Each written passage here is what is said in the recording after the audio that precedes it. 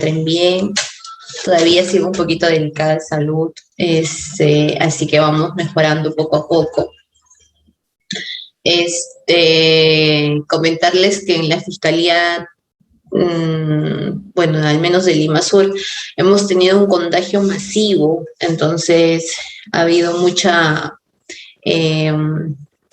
personal que está con descanso médico y pues las investigaciones tienen que continuar, así que a los que todavía nos hemos salvado de esta nueva cepa, nos ha tocado lidiar con algunos casos y asumir otros casos que estaban en proceso de investigación. Pero vamos a continuar. Les recomiendo que mantengan su distancia. Nos han recomendado que no podemos mantener una conversación más de 15 minutos cerca de otra persona. Definitivamente usar doble mascarilla, a pesar de que tengan la KN95, ¿no? Y continuar con todos estos hábitos que ya habíamos empleado para la limpieza, para el tema de la desinfección y todo lo demás. Así que espero que todos estén bien de salud en su casa, y si alguno se encuentra delicado de salud, no olvide consultar con el médico y evitar la automedicación, que es lo que en algún momento hice también por la desesperación, ¿no? De poder sanarme rápido. Bueno, vamos a empezar. La sesión de hoy día toca el tema de técnicas y técnicas de redacción. Este curso es un curso de Derecho Penal, si bien es cierto, está inclinada para todas aquellas personas que quieren formar parte del Ministerio Público y quieren postular para ser asistentes en función fiscal o continuar con la carrera pública para formar parte del pool de fiscales que tiene el Ministerio Público. Las técnicas de redacción, si bien es cierta, no es guiado para que ustedes puedan elaborar, digamos, algún libro o alguna tesis, ¿no? Sino es básicamente para la elaboración de documentos, que tengan fundamentos penales, ¿correcto? Y los documentos que técnicamente utiliza el Ministerio Público para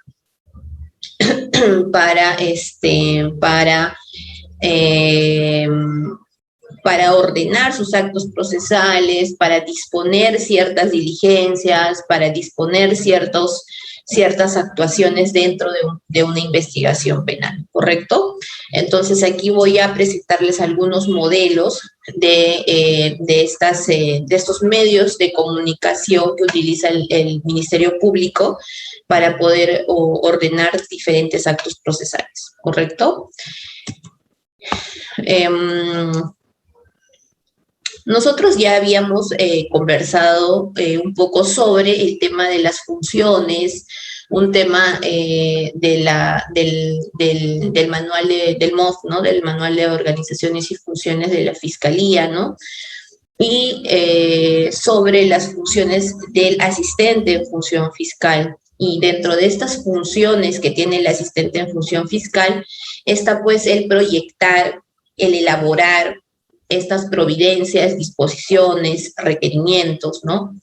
Y demás oficios, en general documentos, cartas, etcétera, que pueda ordenar el fiscal, ¿correcto? Cada uno de estos documentos son 3 medios, digamos, de comunicación, son 3 medios por el que de disposiciones o de alguna manera de escritos, de modelos de escritos, por el cual se puede comunicar el Ministerio Público, y cada uno tiene su característica y cada uno se utiliza en diferentes diligencias procesales penales, ¿correcto? Estamos hablando pues de las providencias, de las disposiciones y de los requerimientos, que son los 3 básicos, los documentos básicos que se va a utilizar dentro de un proceso penal, ¿correcto? Entonces, ya lo expliqué, creo, en una clase anterior. Cada uno tiene sus características específicas, cada uno se utiliza para ciertas diligencias y dentro de las características generales es que las disposiciones y los requerimientos siempre tienen que estar motivados, ¿correcto? Los requerimientos, adicionalmente de estar motivados, tienen que tener elementos de convicción y las providencias son escritos sumamente sencillos que básicamente se utilizan para ordenar ciertos actos procesales dentro de la carpeta fiscal, ¿correcto? No tengo, creo que acá a la mano, una carpeta fiscal, pero ya les había mostrado anteriormente, bueno, acá tengo una carpeta auxiliar. Ya. Bueno, normalmente parecido a esto es una carpeta fiscal, ¿correcto? Tiene un formato, tiene un modelo, tiene una, los leo, si tienen alguna consulta pueden ir escribiendo en el chat y yo voy a leer todas las consultas y voy a absolver las consultas. Esta es, digamos, una carátula y en lugar de poner acá carpeta auxiliar, como dice acá en este documento, la carpeta fiscal, la original, digamos, la que tiene todas las diligencias o la investigación en sí, se llama carpeta fiscal, ¿correcto? Esa carpeta fiscal tiene la característica de tener 200 folios según el manual sobre cómo se organiza la carpeta fiscal. Tiene que tener 200 folios cada tomo. Si tenemos una investigación de 800 folios, entonces esa carpeta fiscal se tendrá que dividir 200, 200, 200, es decir, va a tener 4 folios, ¿correcto? Pero máximo de hojas que debe tener una carpeta fiscal son 200 folios, que tienen que estar foliados con números y con letras, ¿correcto? Ahora, la novedad, digamos, de este nuevo Código Procesal Penal dentro de la carpeta fiscal es que antes la carpeta fiscal incluía dentro de todas las diligencias, incluía pues todas las notificaciones, todos los cargos de notificaciones, las respuestas de los oficios que enviábamos a Procuraduría o de repente a algún hospital o al médico legista, etcétera, o a diferentes entidades, todos esos oficios, todos esos cargos estaban dentro de la carpeta fiscal, ¿correcto? Con el nuevo código, lo que se ha implementado es la apertura de una carpeta auxiliar. Por eso es que acá tengo el modelito de una carpeta auxiliar, que es también la carátula. Y esto se abre, digamos, tenemos una carpeta auxiliar que, digamos, es la carpeta principal, todos lo conocemos como la carpeta principal, y aquí tenemos la carpeta auxiliar. En esta carpeta auxiliar solamente van las notificaciones y todos los oficios, todas las diligencias que nosotros hacemos y necesitamos el cargo de esto, ¿correcto? Si yo, por ejemplo, notifico a un testigo, sus notificaciones están dentro de la carpeta auxiliar. Solamente las diligencias, digamos, la carnecita, la investigación del caso está en la carpeta principal. Van a estar ahí todos los actuados, todas las declaraciones, todos los informes, toda la información básica que necesito, toda la información esencial, primordial que necesito para la investigación, ¿correcto? Pero los dos, tanto la carpeta principal como la carpeta auxiliar, los dos van a ser indispensables para que yo pueda pronunciarme respecto a un caso, porque ustedes saben que las notificaciones son sumamente importantes para cualquier tipo de proceso penal y en general un proceso civil también, ¿no? Porque ustedes saben por el tema del principio, de dos principios. Uno, ¿cuál sería? A ver si ustedes pueden participar también. El principio básico en un tema penal, ¿cuál sería? Son dos, pero a ver. el principio del...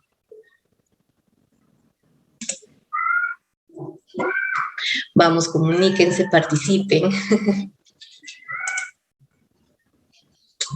El principio de legalidad, bueno, del debido proceso y el principio de...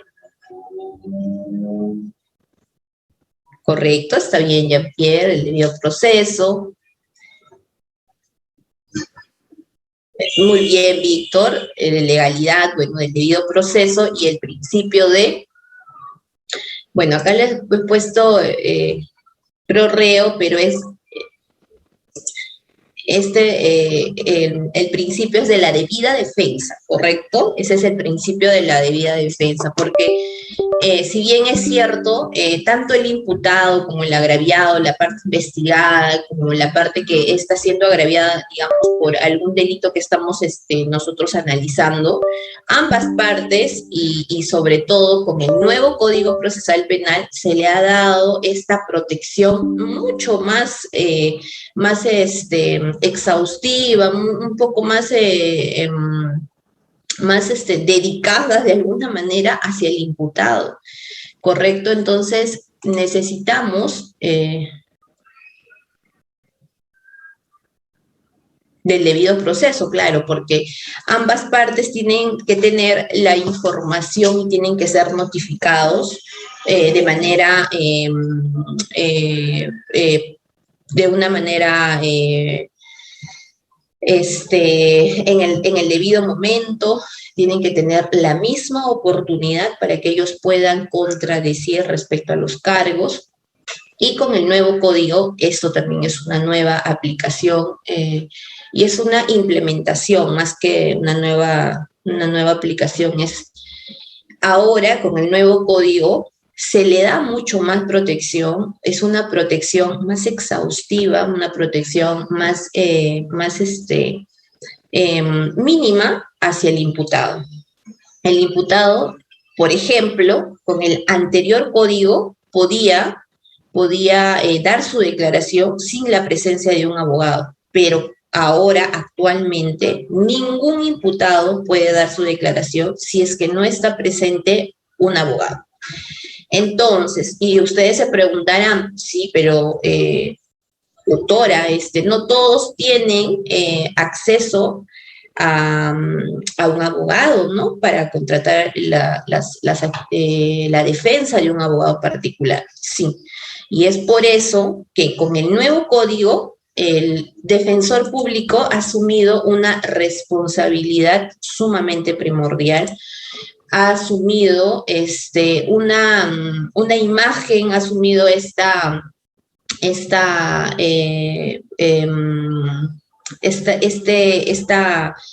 manera más, más aplicativa del defensor dentro de todo ya proceso penal. Es por eso que hay defensores especializados en temas penales, hay defensores especializados en temas de familia, y justamente lo que ha buscado el código es esta especialización y también de los defensores públicos.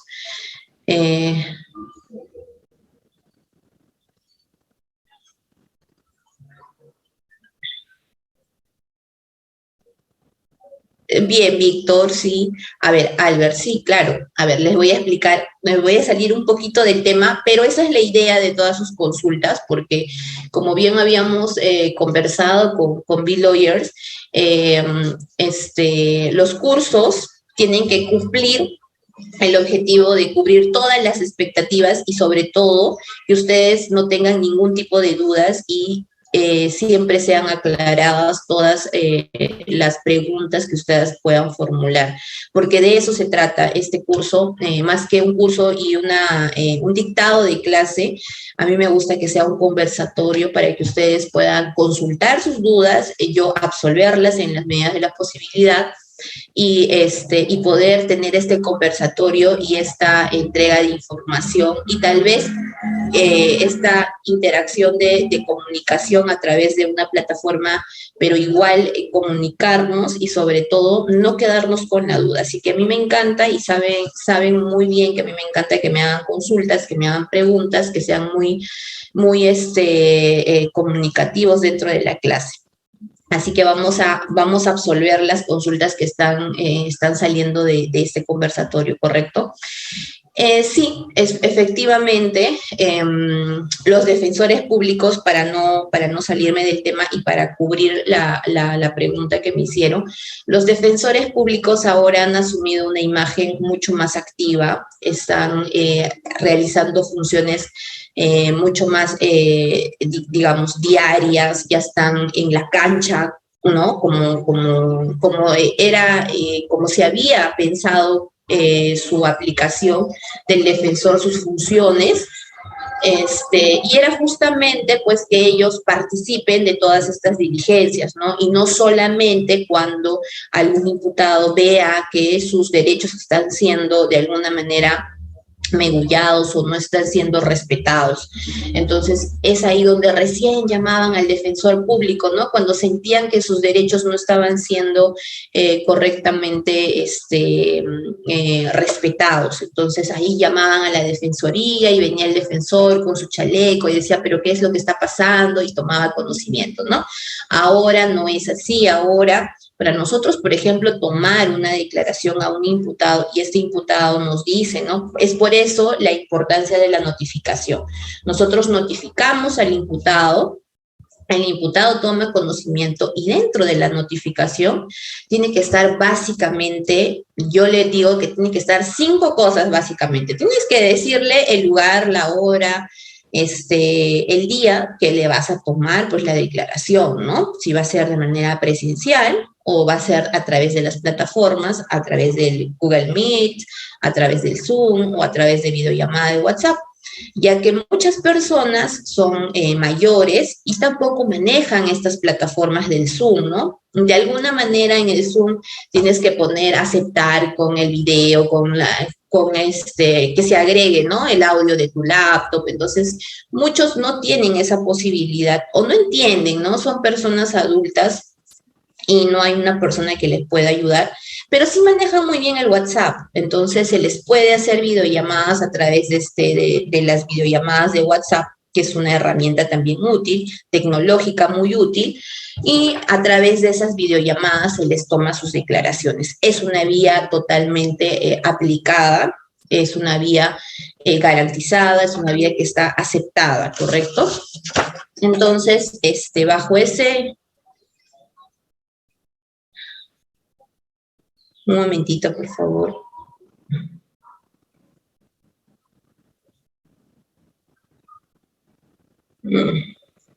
Ya.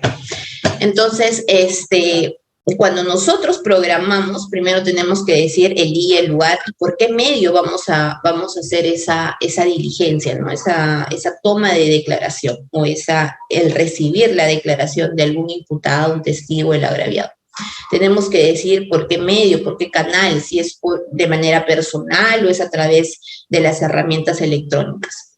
Tenemos que decir que en el caso de los imputados es necesario y es fundamental que asista con un abogado defensor. Caso contrario, si no tiene su abogado de manera particular, tiene que comunicar al ministerio que necesita un defensor público, ¿correcto? Nos comunica, nos dice, pues doctora, no tengo mi abogado, no tengo dinero para contratar un abogado particular, por favor oficie a la Defensoría Pública. Y nosotros oficiamos a través de una plataforma.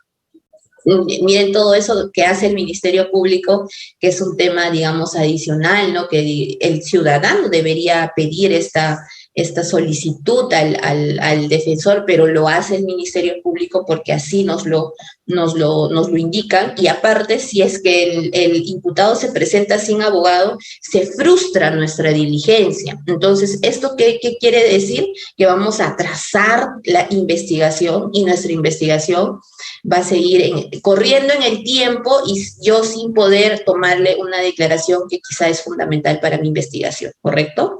Entonces, yo oficio a la Defensoría Pública a través de una plataforma, tiene su mesa de parte virtual, mando un oficio y le señalo al defensor si me puede ayudar, ¿no? Me puede asistir o puede designar. Hay un coordinador de Defensoría Pública y él me designa al defensor público que se va a hacer cargo de este caso y le traslado la disposición de apertura o a veces me piden la copia de la carpeta fiscal, le traslado para que él tome conocimiento de qué investigación se trata, porque tampoco puede ir a una diligencia sin saber nada del caso. Tiene que empaparse, tiene que estudiar, tiene que leer. Es lo óptimo, correcto, es lo óptimo.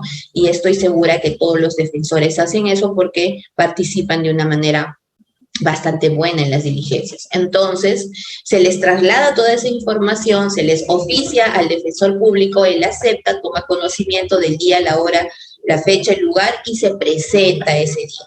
Ahora, ¿cómo es que él de alguna manera registra su presencia emitiendo un acta de participación de la diligencia de esta declaración? Puede ser a través de un acta o el otro medio es que firma la declaración donde se ha tomado pues toda la manifestación a este imputado, ¿no? Y él es el que firma también en el documento del defensor público. De esas dos maneras, él puede registrar su participación o se puede evidenciar la participación del defensor público. Bien, eso es en cuanto a la participación del...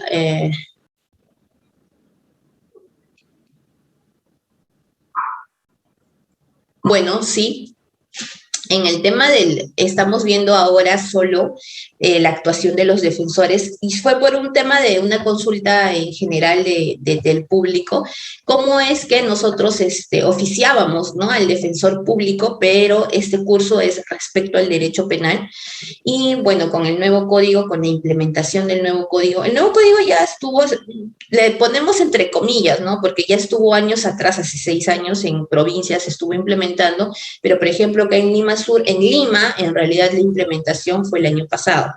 Entonces le decimos entre comillas el nuevo código, pero nosotros ya sabíamos, ¿no?, cuáles eran las nuevas implementaciones. Y una de esta implementación, y varias, ¿no?, que ya les he comentado entre otras, una de ellas es, por ejemplo, es pues que ya no se toman las declaraciones a los imputados sin la presencia de un abogado defensor, tanto particular como el defensor público. Si no tienen, se oficia al defensor público y justamente en la notificación es donde se le pone en conocimiento a la parte imputada que tiene que participar en esa diligencia con un abogado defensor. Y si no lo tiene que informar al Ministerio Público para que el Ministerio Público pueda buscarle el defensor y pueda participar el día de su diligencia con su defensor público. Otra cosa más que tiene que ir dentro de la notificación de estas diligencias para recibir declaraciones, etcétera, tiene que estar, ya les he dicho que son 3 cosas, ¿no?, su abogado defensor, el lugar, la fecha, el medio, y el cuarto elemento que tiene que ir dentro de esta notificación para su declaración es que ustedes tienen que darle apertura para que él se pueda comunicar a través de un teléfono o a través de un correo electrónico. Es importante que ustedes pongan su correo institucional o pongan su teléfono, el teléfono que utilizan para el trabajo, para que puedan comunicarse con esa persona, porque como les he comentado, se utilizan herramientas tecnológicas como por ejemplo el WhatsApp web. Entonces, es necesario que la persona que vamos a nosotros a diligenciar de repente esta declaración tenga acceso a algún número telefónico para que pueda comunicarse, ¿no?, ya que no puede ir de manera presencial a la oficina principal del Ministerio Público por el tema de la pandemia, por esta coyuntura. Entonces, darle herramientas, las mismas herramientas como correos electrónicos o teléfonos para que él se comunique. Y el punto y la cereza importantísima que tiene que ir dentro de toda notificación, y es algo que les digo que tomen mucha atención y presten mucha atención porque es algo sencillo y que muchos olvidan hacerlo, ¿correcto?, es poner el bajo apercibimiento. ¿Qué significa bajo apercibimiento? Es quiere decir? Si no vienes, no es responsabilidad del ministerio. Básicamente es esa la frase. Si no vienes, no es responsabilidad del ministerio, por lo tanto se va a resolver en la situación en que se encuentra. Por eso se pone en letras grandotas, cuando ustedes reciban una notificación, se le va a poner el bajo apercibimiento, que quiere decir bajo apercibimiento de el no presentarse en esta diligencia, se resolverá el caso en la situación en que se encuentra. Es decir, si no te presentas para dar tu declaración, yo igual voy a resolver el caso, no voy a esperar, ¿no?, que tú vengas a declarar, igual voy a resolver el caso en la situación en que se encuentre, con o sin tu declaración. Por eso es que te ponen el bajo apercibimiento y te dicen, si te presentas, bien, pero si no te presentas, también, porque voy a seguir con la investigación, no la vas a frustrar. Básicamente es eso lo que quiere decir el bajo apercibimiento, ¿correcto? Entonces son esos 5 elementos que tiene que tener todo tipo de notificación y ahí van a poder ustedes decir realmente que han hecho una excelente notificación y que la otra parte tiene conocimiento de esta diligencia, ¿correcto? Entonces ya les absolví la duda del tema de los defensores públicos, el tema de las nuevas aplicaciones que tiene el nuevo Código Procesal Penal, el Código Penal. Una de las observaciones que les hice también fue el tema de la carpeta principal con su carpeta fiscal auxiliar, ¿no? Ahora son 2, digamos, se dividen 2 físicamente, antes era uno solo. Y algo que quiero agregar para complementar y para que todos los conceptos estén completos, es lo siguiente.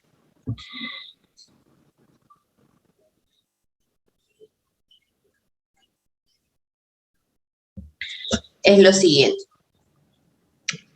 Muchos amigos y muchos alumnos están delicados de salud y están que me escriben porque justamente los domingos tenemos las clases y todo. Así que cuídense mucho, espero que todos estén con mucha salud. Ha habido una infección, pero bastante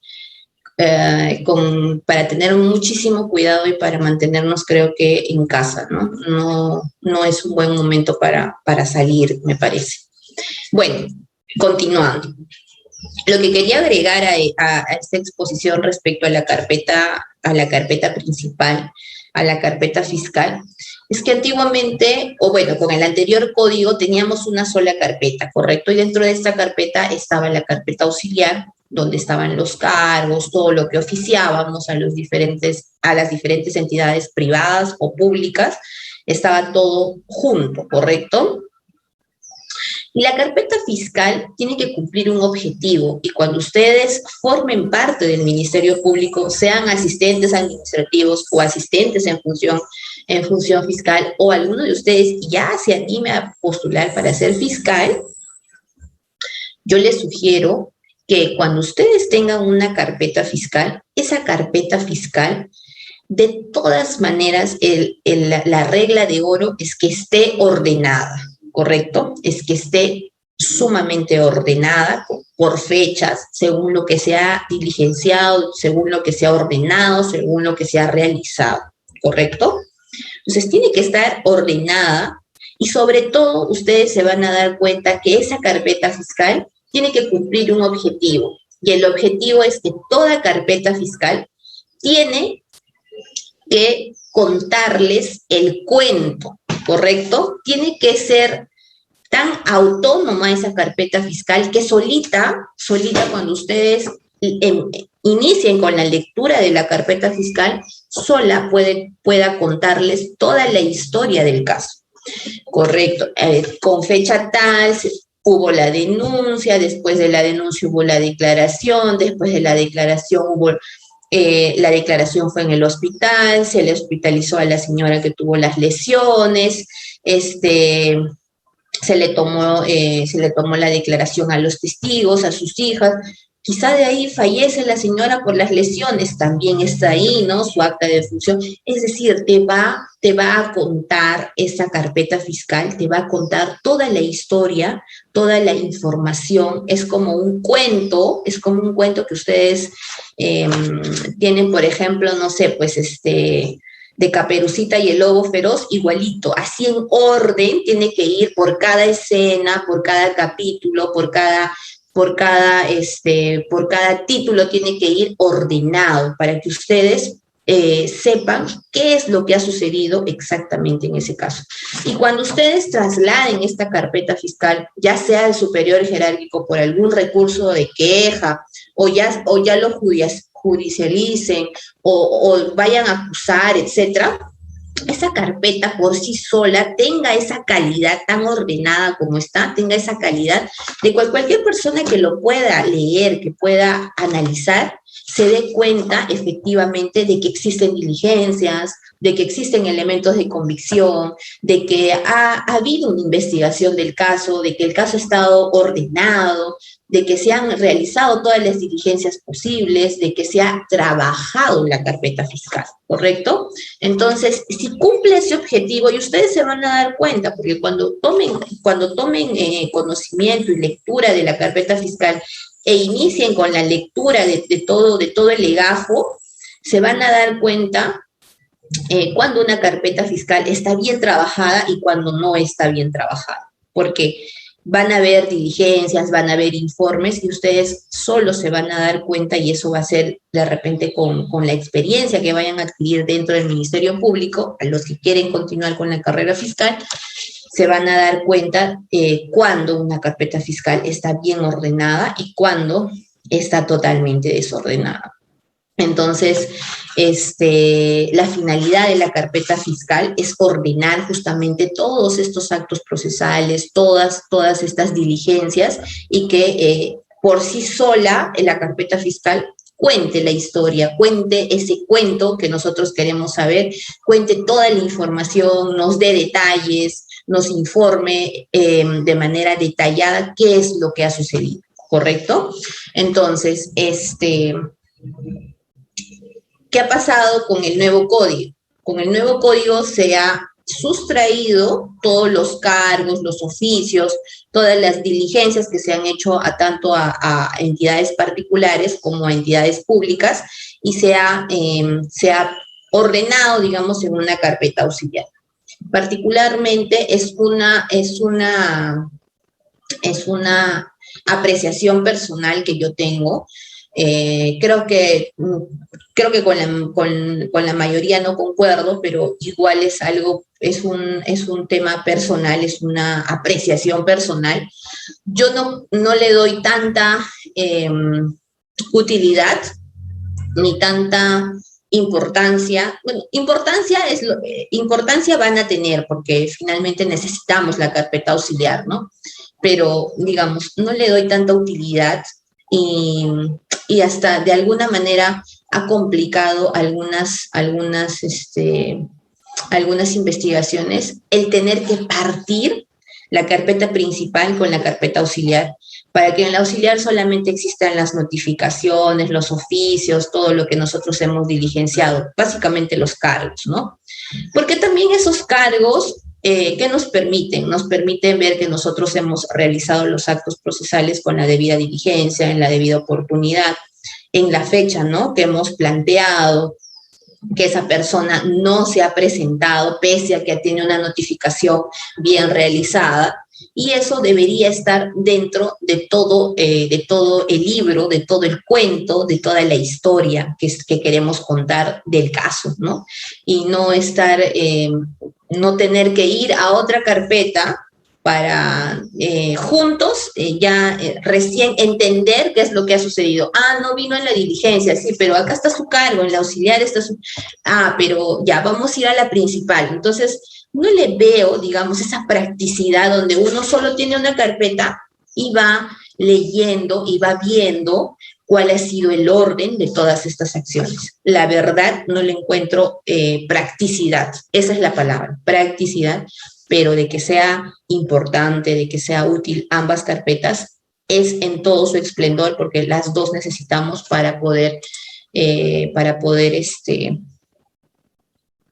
para poder, para poder,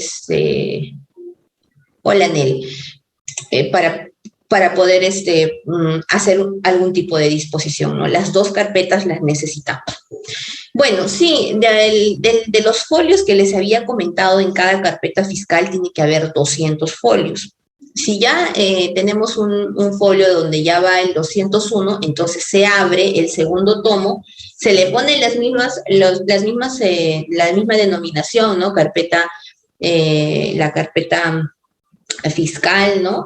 La oficial, se le pone la numeración, pero debajo se le pone tomo 1 y al siguiente tomo que nosotros abrimos se pone tomo 2. Cada tomo tiene que tener un máximo de 200 folios, no puede tener, digamos, 230, 240, ¿no? Ya se abre un siguiente folio y es el orden que pide el Ministerio Público, el manejo respecto a las carpetas fiscales, ¿correcto?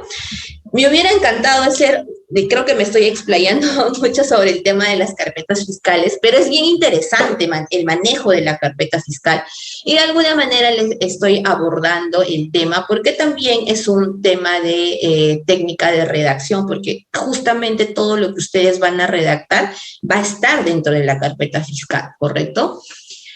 Pero sí hay un manual del manejo de la carpeta fiscal. Ya les he mencionado que tiene que estar en orden, que tiene que estar foliada con número, con letra, tiene que ser un máximo de 200 folios. Y algo que también tengo que resaltar sobre la carpeta fiscal es que actualmente el Ministerio Público tiene que implementar medios electrónicos, tiene que implementar nuevas tendencias. No sé si decirle tendencias, pero es lo que vivimos actualmente, pues, ¿no? La mayoría somos jóvenes, la mayoría tenemos redes sociales, la mayoría nos comunicamos a través de plataformas digitales, del Instagram, del Facebook. El Facebook ya creo que pasó a la historia y ya salió un poco atrasado, ¿no? Está un poquito ya viejito, digamos, y ya entró pues el Instagram, ¿no? El famoso Instagram, y ahora que todo el mundo hace sus TikToks.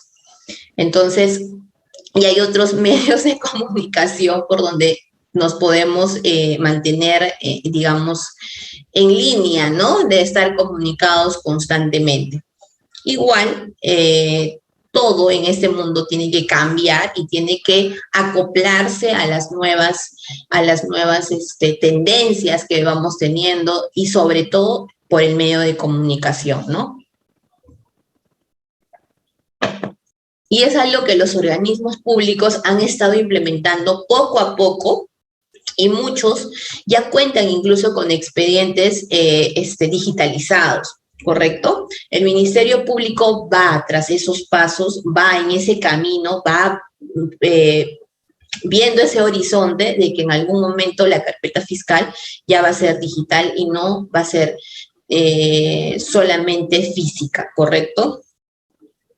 Personalmente también tengo que dar mi apreciación porque lo vivo día a día, lo veo y tengo que comentarles también mi experiencia, ¿no?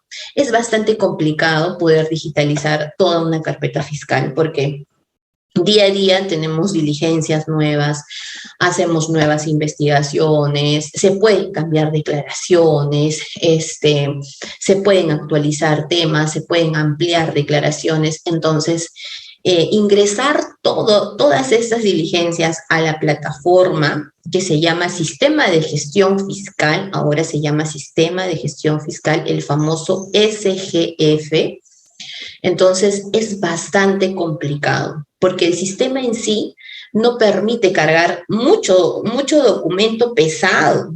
Entonces, utilizamos este famoso programa también el I Love PDF, creo me parece. Ustedes que están más actualizados sobre el tema y son vanguardistas por el tema tecnológico, utilizamos eso para no incrementar los megas del peso del archivo, ¿correcto? Entonces, para que sea más ligero y para poder cargar incluso en plataformas.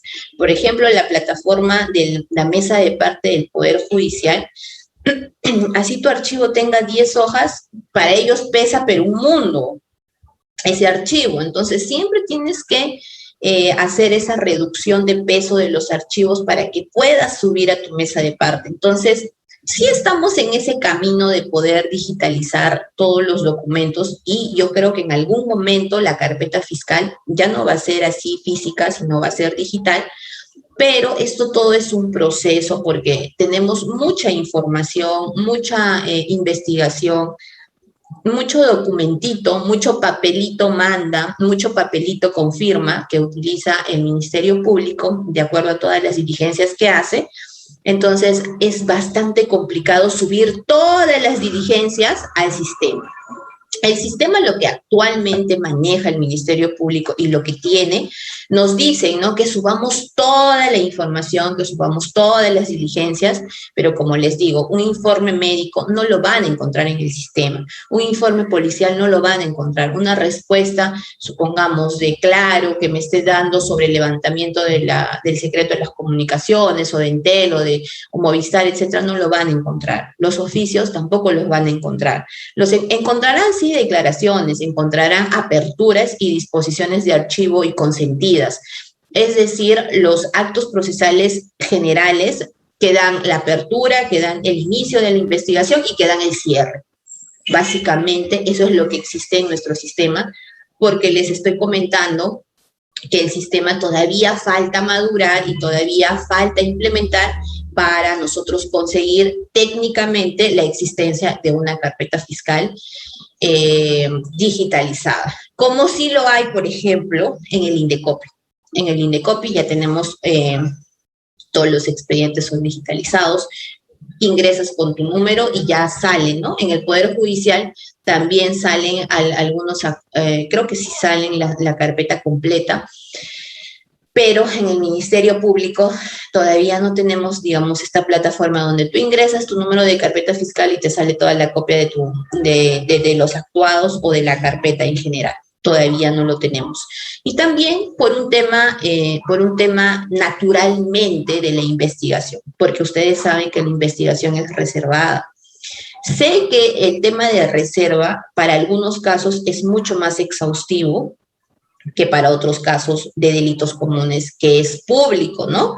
Pero sí hay casos que se mantienen la reserva y es por esa razón que no podríamos tampoco contar con una carpeta fiscal digitalizada 100% por el tema de la reserva. Y también ustedes saben que las investigaciones pues tienen que seguir su curso y tienen que seguir este tema de reservado para nosotros llegar por fin a resolver el caso y llegar a la verdad, ¿no? Que es lo que nosotros tratamos de buscar en todas las investigaciones que hace el Ministerio Público. Bien, ya les he explicado de manera general, sucinta y bastante completa el tema de las carpetas fiscales. Igual complementando el sílabus que nos amerita este curso, ¿correcto? Entonces seguimos, ¿sí? Vamos a seguir con las técnicas porque tenemos que cumplir con el sílabo. Bien, entonces yo ya les había comentado sobre las etapas del proceso penal, ¿no? Tienen la etapa de la investigación preparatoria, la etapa intermedia y la etapa del juzgamiento, ¿correcto? Ya hemos comentado sobre todas estas etapas y todos los elementos que nosotros necesitamos recopilar para finalmente ver si nosotros, si esa investigación procede o no con los elementos que necesitan para constituirse un delito y para nosotros finalmente pronunciarnos de la existencia o no de un delito, ¿correcto? Bien. Dentro de esos documentos que yo les había indicado que la Fiscalía pues se pronuncia, ¿no? Se comunica en general, están las disposiciones, ¿correcto? Entonces, dentro de esas disposiciones, las disposiciones se dictan básicamente para tres cosas. Uno, para la apertura de la investigación, tú aperturas una investigación a través de una disposición.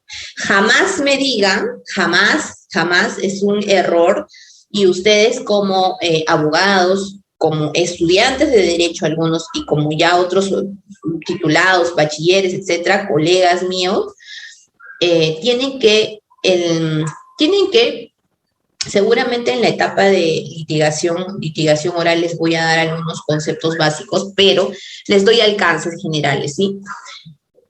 El abogado tiene que ser, y es algo que siempre comentábamos con Fabián, porque nosotros hemos trabajado en empresas privadas, el abogado tiene que hablar con propiedad, ¿correcto? El abogado tiene que hablar con propiedad, tiene que hablar las cosas y tiene que decir las cosas por su nombre, tiene que llamarlas con su nombre, como se llaman, ¿correcto? Con propiedad.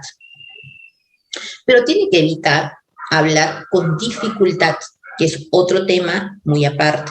Su lenguaje tiene que ser bastante sencillo para que pueda entenderte la otra persona de una manera ligera, de una manera natural, puede entender el concepto básico de algún tema legal que tú quieras tratar de explicar, ¿correcto? Y eso suele mucho aplicarse. Seguramente la mayoría trabaja en entidades particulares y solamente hay un área legal, pues, ¿no?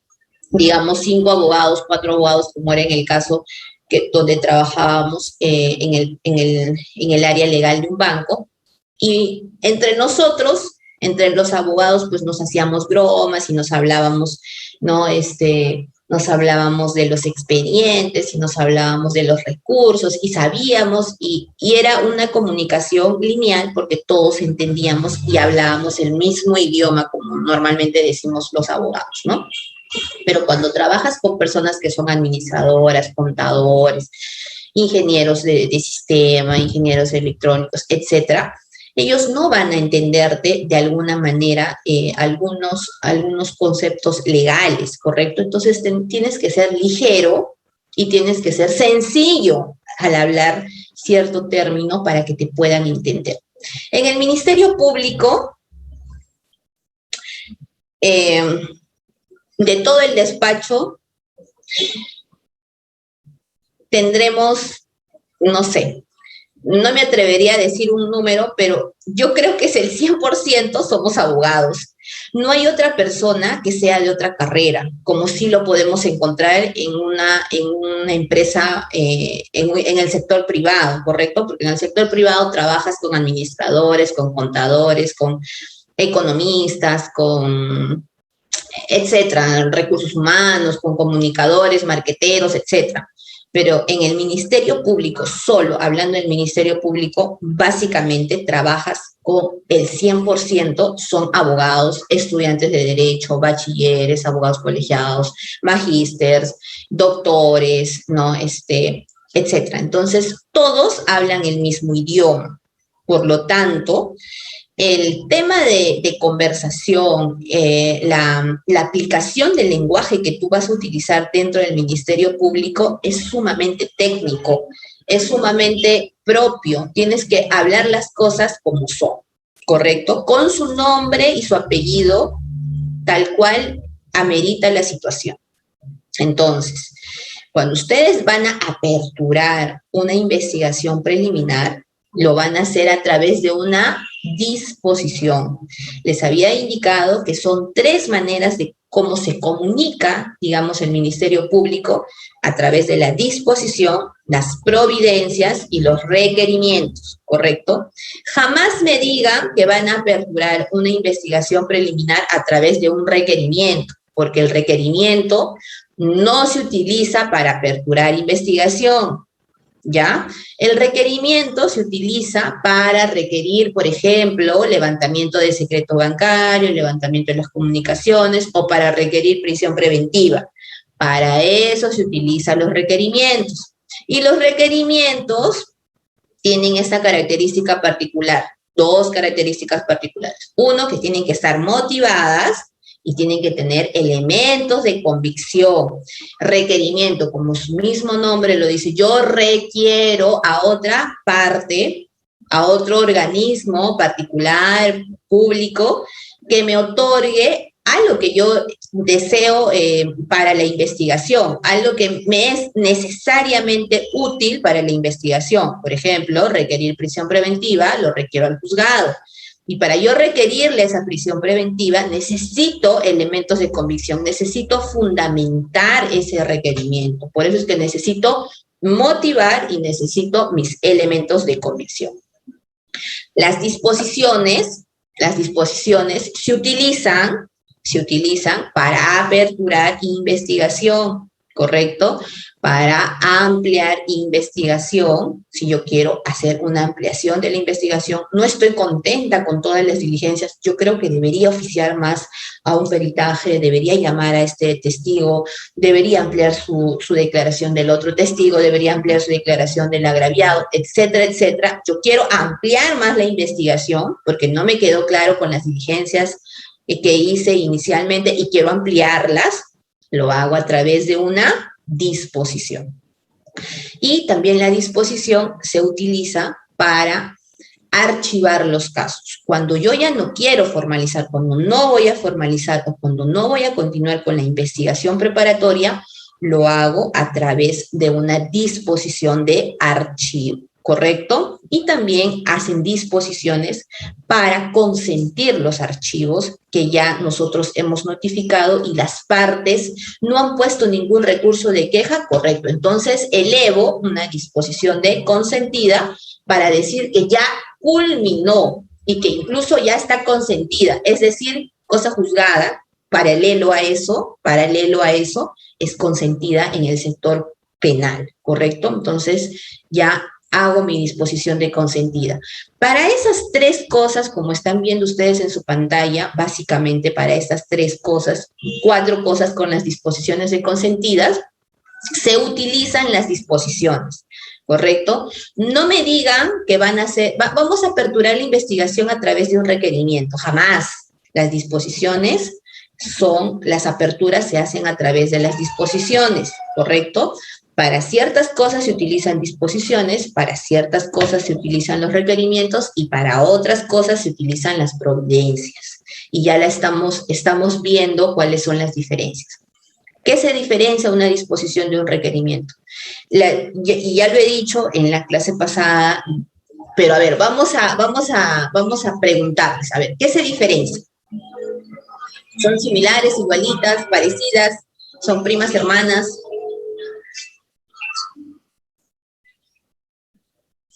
A ver, ¿qué opinan?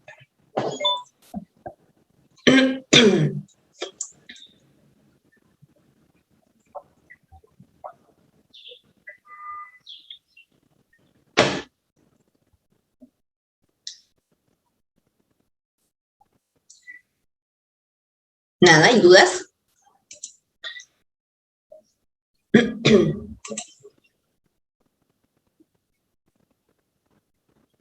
Bueno, vamos a absolver las dudas. Yo les había indicado que tenemos disposiciones, requerimientos y providencias. Las disposiciones se diferencian de los requerimientos.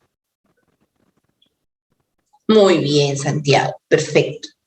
Ese es el concepto y no le tengo que aumentar ningún punto, ni coma, ni nada. Ese es el concepto exacto de cuál es la diferencia entre los requerimientos y las disposiciones. En los requerimientos, a diferencia pues, de las disposiciones, los requerimientos deben estar acompañados de elementos de convicción. En cambio, las disposiciones solo tienen que estar motivadas, igual que los requerimientos. Los requerimientos necesitan estar motivados y necesitan sus elementos de convicción, y las disposiciones solo necesitan estar motivadas, no necesitan sus elementos de convicción, ¿correcto? Esa es la diferencia. Esa es la diferencia sutil, pero es diferente, ¿correcto? Ustedes están en el ministerio, jamás digan, voy a aperturar a través de un requerimiento. No, son a través de disposiciones. Tú estás disponiendo, su mismo nombre lo dice. Tú como Ministerio Público dispones la apertura, dispones el archivo, dispones la ampliación de investigación.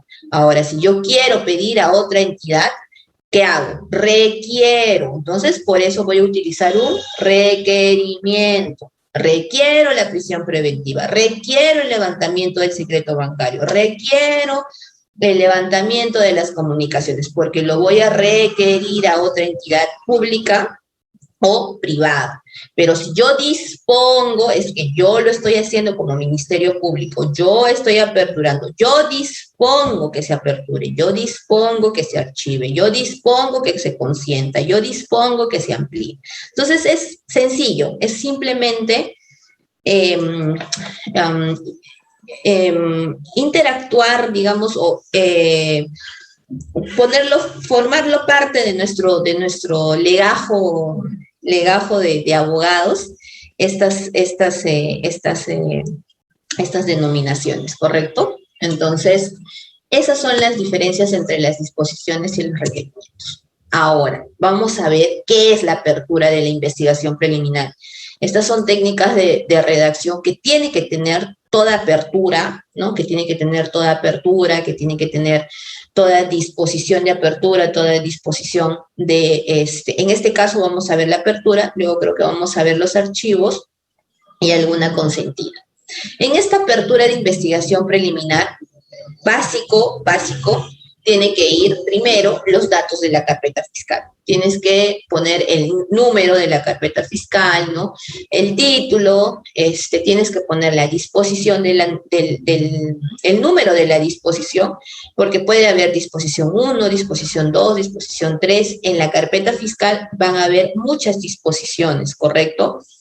Ya sea la apertura, ya sea ampliación del caso, o de repente alguna nueva prueba de aplicación, también se hace a través de una disposición. Entonces vamos a ir ordenando, como les había comunicado, como les había informado inicialmente, la carpeta fiscal tiene que estar ordenada, entonces toda disposición tiene que tener una numeración. Disposición número 1, guión, pone el año.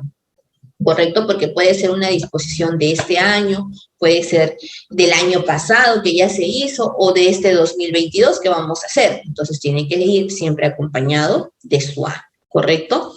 Tiene que estar la fecha, tiene que estar el dado cuenta. El dado cuenta, básicamente en el dado cuenta es un resumen de quién es el imputado, quién es el agraviado y cuál es el delito, ¿correcto?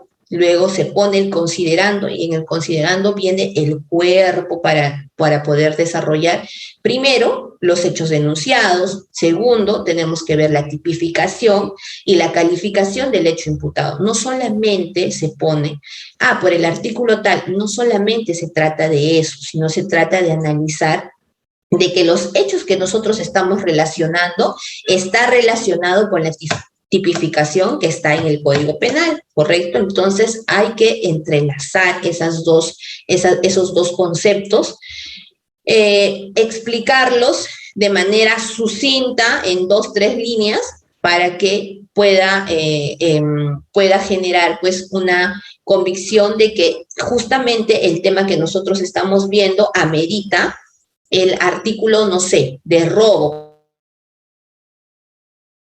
por ejemplo, ¿no? O el artículo de lesiones, o el artículo con agravados más. Por eso es que tenemos que tipificarlo y tenemos que mencionarlo dentro del desarrollo del cuerpo de la apertura, ¿ya? Y finalmente hacemos una disposición, ¿no? Que es la conclusión, digamos, del caso, y indicamos qué es lo que estamos disponiendo. Estamos disponiendo a aperturar y que se lleven a cabo las diligencias, y ahí hago un listado de todas las diligencias que voy a realizar. Lo que yo quiero que quede claro dentro de la apertura de la investigación preliminar son 3 cosas que tienen que tenerlo bien en claro cuando ustedes redacten una apertura de investigación. En la apertura tienen que tener mucho en cuenta el formato, ¿correcto? Y eso va a depender mucho del despacho donde ustedes estén designados y de la manera como su fiscal provincial tiene esta técnica de redacción, cuál es su calidad de redacción, cuál es el tema de la redacción también es un tema es un tema más que seguir, digamos, ciertas reglas, normas, es un tema de estilo, ¿correcto? Entonces, cuando ustedes ingresen a un despacho fiscal, yo les recomiendo que siempre tómense, digamos, la primera semana en evaluar cuál es el estilo de la redacción que tiene su jefe directo, su jefe inmediato. Porque ustedes cuando van a ver el estilo de la redacción, si va de frente, digamos, a la actuación, si va de frente a la investigación, al punto, entonces ustedes en su redacción tienen que ser muy sucintos, muy directos, muy precisos, ¿correcto? Pero si de repente le gusta a este fiscal mucho detalle, de repente le gusta eh, bastante, hay algunos que hacen mucha mención a las fojas, por ejemplo, ¿no? A fojas tal, a fojas número 5, a foja número 6. Entonces, nosotros tenemos que adecuarnos a ese estilo y hacer lo mejor posible, porque finalmente nosotros vamos a formar parte de ese despacho que ya está liderado por un fiscal provincial o por un fiscal en general, un fiscal superior de repente, entonces tenemos que acoplarnos a ese estilo y tenemos que ser bastante eh, acoplarnos a la situación y ser bastante flexibles con este tema, ¿no? Por eso es que nos estamos entrenando, por eso es que llevamos estos cursos también, ¿no? De actualización para estar en la vanguardia, y es algo que yo les recomiendo que pueden hacerlo y que están en ese medio de aprendizaje y ustedes que están tan jóvenes, pueden aplicar estos medios flexibles para poder acoplarse a ciertos estilos de redacción, ¿correcto? Y no está mal que se acoplen a los estilos de redacción de sus jefes, siempre van a poner ustedes su estilo propio, pero si ya tienen una línea, ¿no? Si ya tienen unos formatos ya realizados en el despacho, pues no sean ustedes quienes van y digan, ay, no, voy a cambiar todo porque no me gustan los formatos, sino, no, porque ya hay un líder en ese despacho, entonces lo que nos toca a nosotros es acoplarnos, ser flexibles y acoplarnos a ese estilo nuevo de redacción, ¿no? Yo, por ejemplo, tenía otro estilo de redacción y ahora me he acoplado a otro estilo de redacción y no es que ya haya perdido, digamos, mi estilo, ¿no? Sino que estoy aprendiendo y estoy siendo flexible y tengo diferentes estilos de poder escribir. Por eso es que en la tesis muchas veces mi profesora, pues mi asesora, ¿no? Siempre menciona y está con los pelos de punta porque me dice, a veces tienes un estilo, ¿no? De poder hacer una tesis bastante personalísima, ¿no? De dar mucho tu punto de vista y otras veces eres más ligera, ¿no? Eres más doctrinaria, ¿no? Es bastante cambiante tu estilo. Sí, porque no sé, me he tenido que acoplar a diferentes tipos de estilos de redacción de diferentes despachos, que esto me permite saber un poquito de todo, ¿no? Entonces, ustedes que están en esa época de poder aprender un poquito de todo, háganlo, les va a ser más fácil poder acoplarse a diferentes situaciones y a diferentes estilos de poder redactar. Entonces, como les mencionaba, las aperturas, las disposiciones de las aperturas tienen que tener básicamente tres cosas. Uno, tienen que respetar el formato, la calidad del formato, el orden del formato, ¿no? Cómo es que se pone el año, el logo, todo ese formato, la parte periférica, digamos, y tienen que saber ordenar los hechos. En la apertura, básicamente van a contar ustedes los hechos. ¿Qué es lo que ha sucedido en ese caso? Los hechos, hora, fecha, lugar, quién ha sido, cómo ha sido, con quién ha sido, en qué sentido, por qué, quiénes estuvieron presentes, qué le robaron, cómo le robaron, en qué situación, hubo arma, no hubo arma, etcétera. Esa información de manera sucinta tienen que hacerlo en no más de 2 o 3 párrafos, ¿correcto? No pueden hacer una redacción de hechos de 1, 2, 3 hojas. No es así. Tienen que hacer de manera resumida y tienen que colocar la información más importante, ¿correcto? Eso es lo que va en la apertura. Y el tercer punto sumamente importante de toda apertura es que al final tienen que hacer una disposición, porque es a través de una disposición, disponen todas las diligencias que se va a llevar a cabo de acuerdo a lo que ustedes han analizado del caso. Por ejemplo, en la presente apertura del caso, voy a diligenciar, voy a pedir las declaraciones del agraviado, la declaración del imputado, voy a pedir una cámara a la municipalidad, voy a pedir que la declaración de un testigo que estuvo presencial, voy a pedir la declaración del policía que intervino,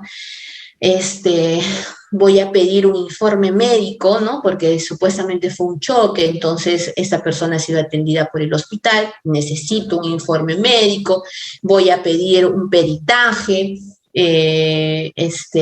no sé, otro tema, si por ejemplo es un tema de levantamiento, ¿no? Voy a oficiar a Claro, a Intel, etcétera, para poder requerir, ¿no? Requerir su levantamiento del secreto de las comunicaciones, o voy a pedir algún documento de esta persona que acredite que no es, digamos, de Perú, sino es venezolano. Puedo hacer todas esas diligencias y eso va a estar ordenado y va a estar dispuesto en la apertura, ¿correcto? Y todo, si yo pongo 8 diligencias, esas diligencias tienen que estar en la apertura. Y esas 8 diligencias tienen que estar efectuadas y tienen que estar documentadas, tienen que estar realizadas y se tiene que evidenciar en la carpeta fiscal. No solamente es colocar y decir, no, sí, yo oficié, yo dije que iba a hacer eso. Ya, pero ¿y dónde está el oficio? ¿Y dónde está el cargo? ¿Y cómo lo has hecho? ¿Has oficiado? ¿Has mandado? ¿Te han contestado? ¿No te han contestado? ¿Te han dado la información que has requerido? ¿No te han dado la información? Todas esas diligencias tienen que tener respuesta, no simplemente es enumerar y poner las diligencias y bueno, pues que Dios lo haga o que alguien lo haga. No, es que todas esas y cada una de esas diligencias se tienen que hacer.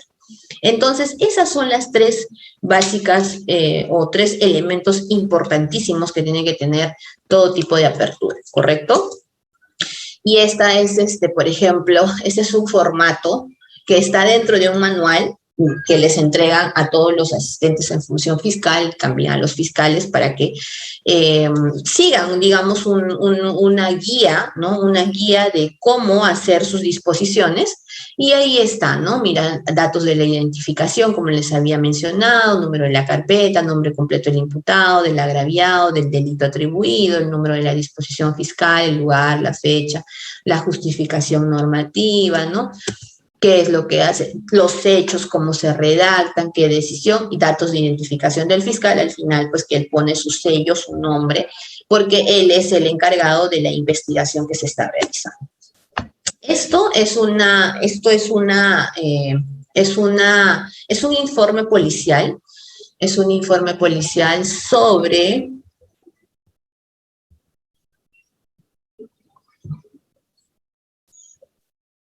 ya. Eso es un informe policial sobre una investigación sobre lesiones culposas. Al parecer un conductor pues estaba conduciendo un vehículo y cerca había, digamos, uno de estos, no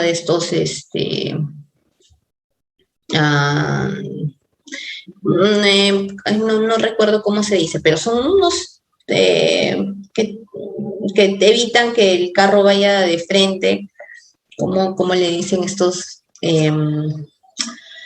no sé, se me fue a ver, por aquí debe estar. Es uno de un rompemuelle, tan sencilla la palabra. Bueno, había un rompemuelle, entonces este conductor dice que se atraviesa un carro se atraviesa, y él quiso parar de manera intempestiva y pues va con el rompemuelle y frena de manera intempestiva, y uno de los pasajeros se da pues con la parte interna, se golpea del vehículo y se hace pues una herida profunda, ¿no? Donde le tuvieron que hacer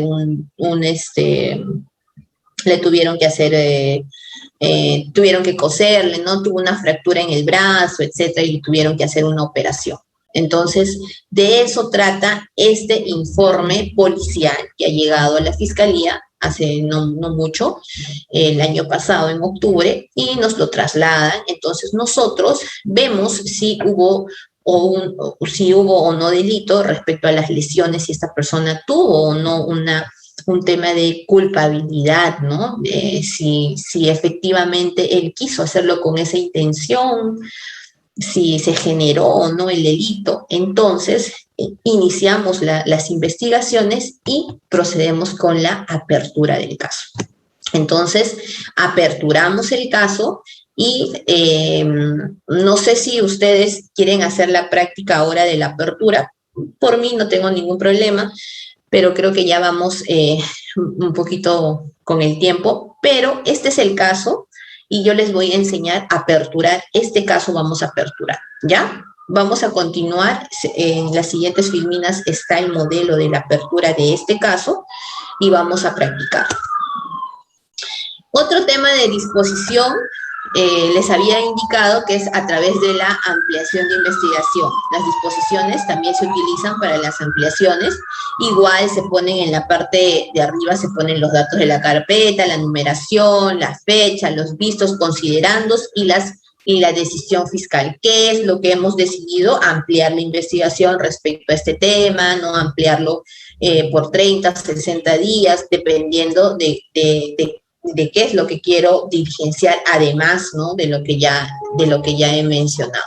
Y esto es el formato que se utiliza para la ampliación de plazo de investigación preparatoria. Y ese es un esquema de la disposición de no formalización, es decir, de archivo de un caso. También tiene la misma estructura, pero aquí se adiciona, es algo más que tenemos que incluir dentro de este formato, que vendría a ser los actos que se han realizado, es decir, tienen que haber los elementos de convicción y esos elementos de convicción me tienen que dar a mí un resultado para yo fundamentar y motivar por qué lo estoy archivando, ¿correcto? Entonces, en el archivo, además de toda la información que ya les dije y de todo el formato que sigue una apertura, se tiene que hacer mención a todos los elementos de convicción, a todas las diligencias que yo he realizado y que me ha permitido llegar a la conclusión de que ese caso no se va a formalizar, sino se va a archivar. Y este es el formato que se utiliza para los archivos de formatos de disposición de no formalización y de continuación con la investigación preparatoria. Este es un formato de disposición de consentida. Lo que está en mayúscula es lo que tiene que ir dentro del documento. Es bastante sencillo, es de una sola hoja, ¿correcto? Y esta es la disposición, por ejemplo, de consentida. Esta es una...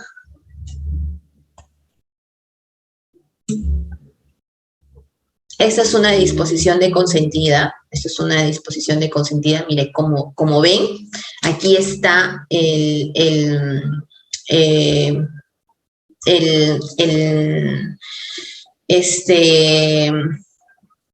están los encabezados que son de ley, que es el formato que les estaba anunciando, les estaba indicando, ¿no? El año, qué distrito fiscal pertenece, aquí está el número de la carpeta, quién es el investigado, quién es el agraviado, cuál es el delito, el fiscal responsable, el número de la disposición, la fecha, el lugar, el año, los vistos, ¿no? El visto que yo les había mencionado, donde tiene que decir qué investigación se está siguiendo, contra quién es el agraviado, quién es el investigado, ¿correcto? Y ahí va el primero, ¿no? Explico, ¿no?, que a través de tal resolución ya se ha emitido, ¿no?, el no continuar con la investigación y, bueno, se le ha notificado a la persona y finalmente declaro como consentida.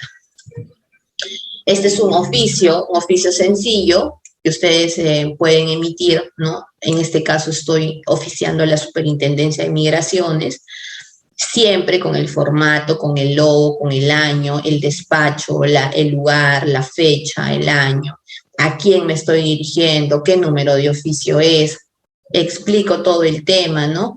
Finalmente pongo atentamente, ¿no?, sin otro asunto, un oficio sencillo, un oficio básico que todos hemos en algún momento redactado. Este es otro oficio que se ha hecho a Ausitel, ¿no? Para que me indique quiénes son los propietarios de ciertos números telefónicos, ¿no? Este es un oficio que se manda al juez del tercer juzgado, ¿no? Para que me brinde las facilidades y para sacar una pericia grafotécnica, fue para un caso, y explico por qué razón, explico bajo qué circunstancia, porque estamos haciendo la investigación de un delito sobre un caso, específicamente sobre fraude procesal, falsedad genérica, contra quién es el agraviado, quién es el imputado, ahí también menciono y le doy esa información al juez del tercer juzgado para que me dé para que me permita acceder a ese expediente. Y aquí, por ejemplo, tenemos los requerimientos, ¿no? Ya les he mencionado para qué se utilizan los requerimientos. Los supuestos que justifican su aplicación están dentro del artículo 446, inciso 1, que son los siguientes, ¿no?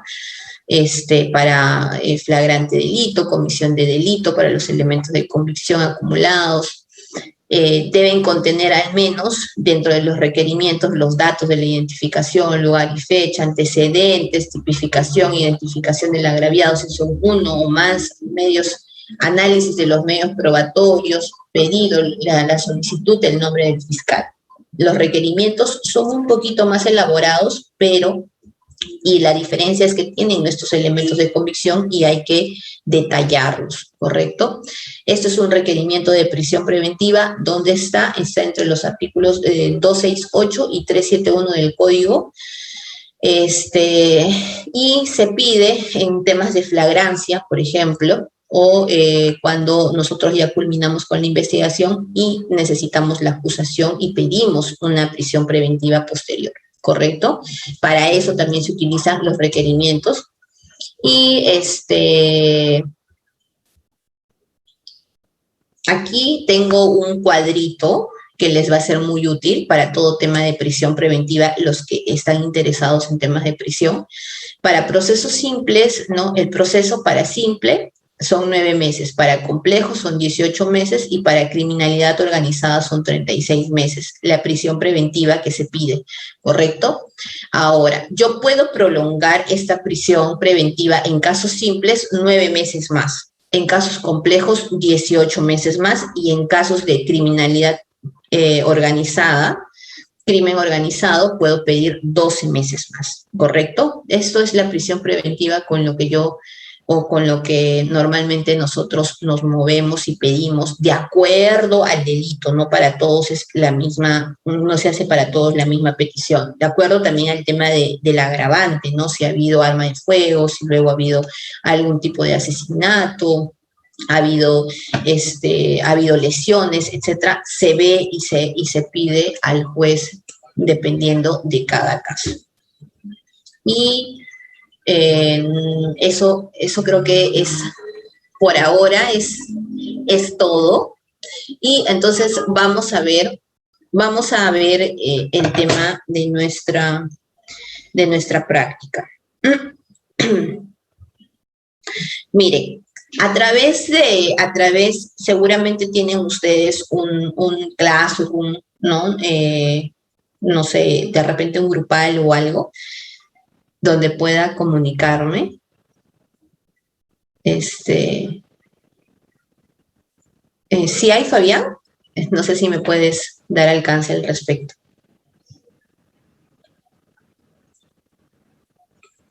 Sí se ve, doctora. Sí, ya. Entonces, a ver, voy a preguntar al público en general.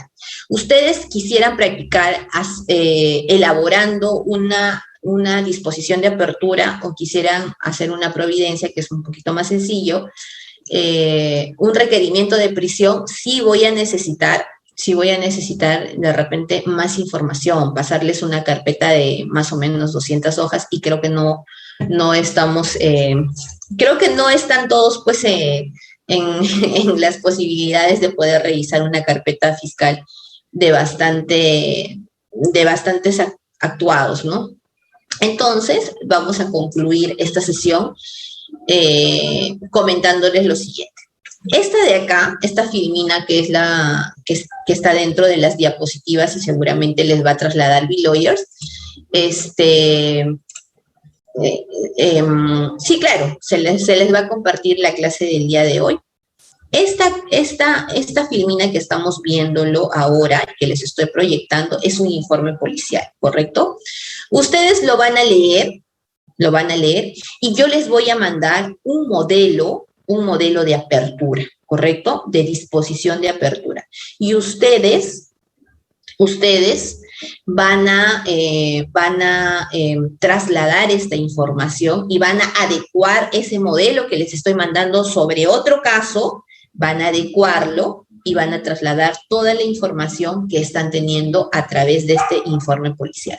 La siguiente clase me lo van a mostrar y me van a, los que deseen, me lo muestran. Yo corrijo en clase y hacemos comentarios de qué parte deberían mejorar, qué parte se debería puntualizar para que ustedes tengan claro de cómo hacer una disposición de apertura a nivel fiscal, ¿correcto? Entonces, les voy a pasar, ya tienen este informe policial, lo único que me falta pasarles es un modelo de disposición de apertura, ¿correcto?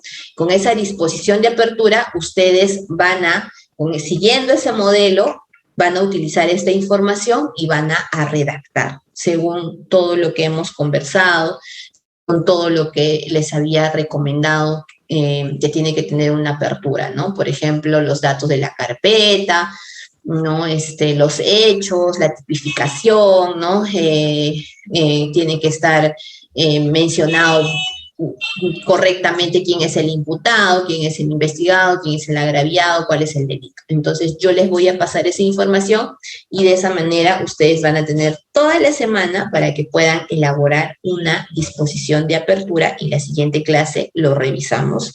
Lo revisamos y comentamos las personas que quieren presentarlo y que quieren un feedback directamente, ¿no? Quieren ver si están haciendo una buena disposición o les falta algo por mejorar.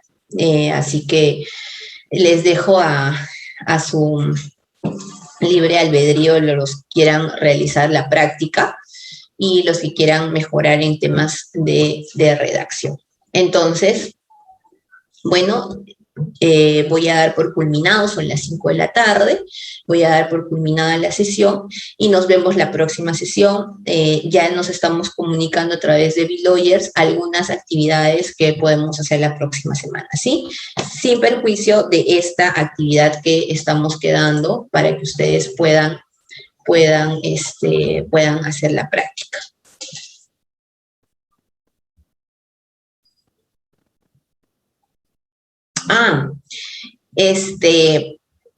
Las 200 páginas, ¿qué 200 páginas? Te podría compartir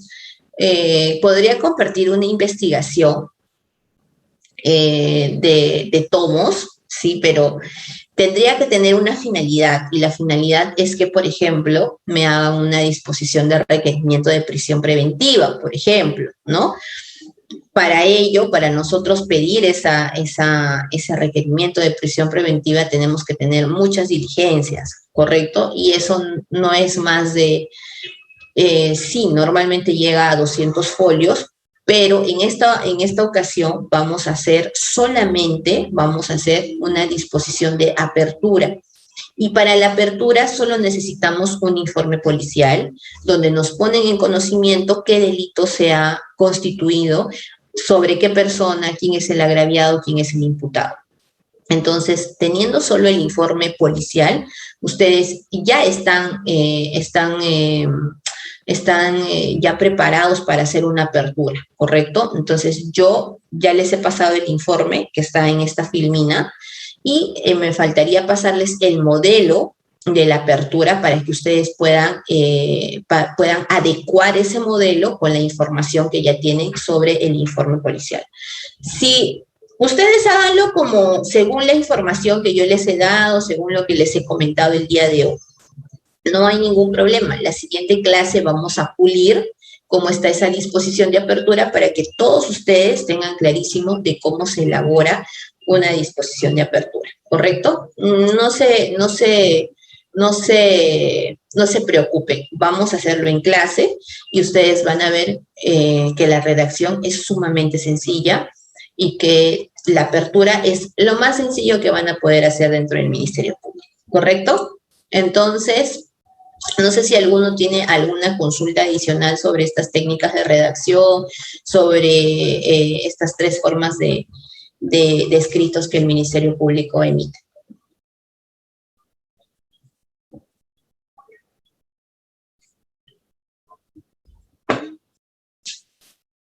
¿Todo está correcto?